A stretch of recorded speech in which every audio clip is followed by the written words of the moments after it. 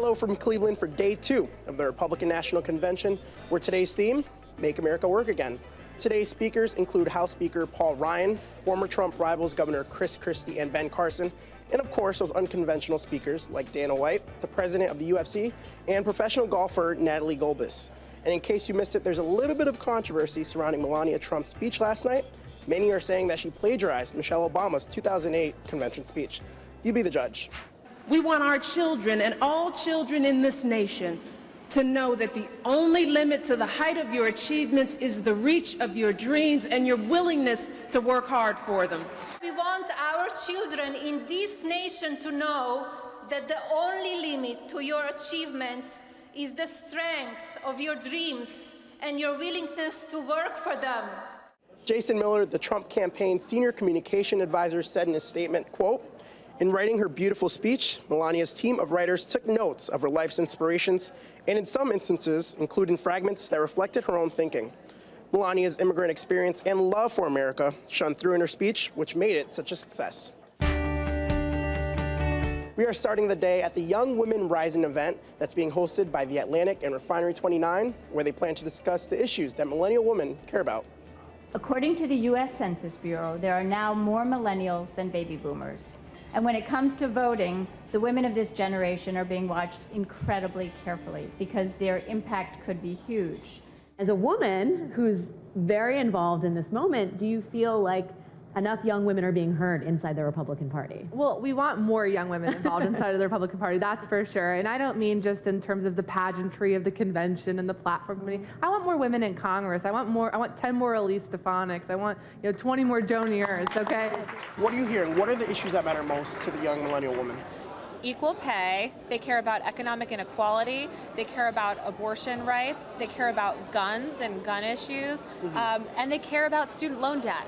That was one of the biggest issues in our poll that stood out. Let's just kick it off with, you have two halves of one poll about millennials that have come out, one very fresh half from yesterday, and you found some really interesting things, specifically as it pertains to Hillary Clinton. Tell us a little bit more about that. So tell me a little bit about this poll that we heard about earlier today.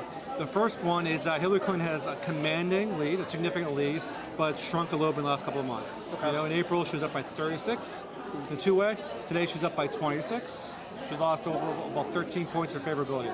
That's one thing. Second thing is when we look at a three-way race with Libertarian candidate Gary Johnson, he polls about 14%. That's solid, especially at this stage of the campaign.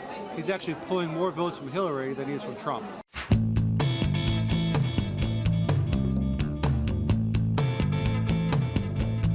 Hey everyone, we're in downtown Cleveland. We're just getting off our bus to head to a political event. However, we saw a bunch of protesters that were charging the gates, and that's when I ran in and I saw that a bunch of police officers immediately blocked their path. That gate is what led to the Quicken Loans Arena. Now we're just following this crowd, and you can see right behind me that police are following along with them. We're going to see where they're heading and what exactly it is that they're protesting. They want police reform. They want people to stop killing unarmed civilians. After attempts to follow the protest that was going on outside, we are now inside the convention. As you can see, delegates are doing the roll call, and as it stands, Donald Trump has been formally nominated as the Republicans' presidential nominee. Now, today's theme was Make America Work Again. How will Donald Trump make America work again? We have horrible trade deals with countries. We're giving billions of dollars to Mexico, to countries that should be paying us money. So if we're having to pay for indigent health care, maybe we should subtract the money from the countries that we're paying from, subtract the money that we're already giving to them. You're anti-Trump, correct? I am not a Trump supporter, no. Okay. Why so? He doesn't represent the party that I envision for this country. How long have you been a Republican? I've been a Republican my entire life. What issues do you think are important to Latino millennials this election year? It's not about personality. It's not about whether I like you or not. It's about what can you do for me, and can I move you? Because remember, the presidency is an institution. Barack Obama has been in 7.5 years. What has he done for African Americans? They don't know how to move the institution because they get enamored with the color of his skin and not by who he is. Latinos as well as African Americans are incarcerated on 3 strikes you're out that comes from Bill Clinton. You have a Democrat president who has not rescinded that. Why not? Why has he not spoke to the issues of immigration? Why has he not spoken to the issues of unemployment in the African American and Latino communities? And why are we still underserved? I'm going to make Donald Trump do what he said, and if not, he's going to be out in 4. I promise you that. My name is Tracy. I'm from Ohio. He's got 4 years to prove it. If not, he's gone. That's a wrap from day 2 here at the Republican National Convention. The Republican Party officially has their nominee. Donald Trump is expected to accept it on Thursday. We'll see whether or not his speech will unify the Republican Party. In the meantime, we'll be back tomorrow where the theme will be Make America First Again.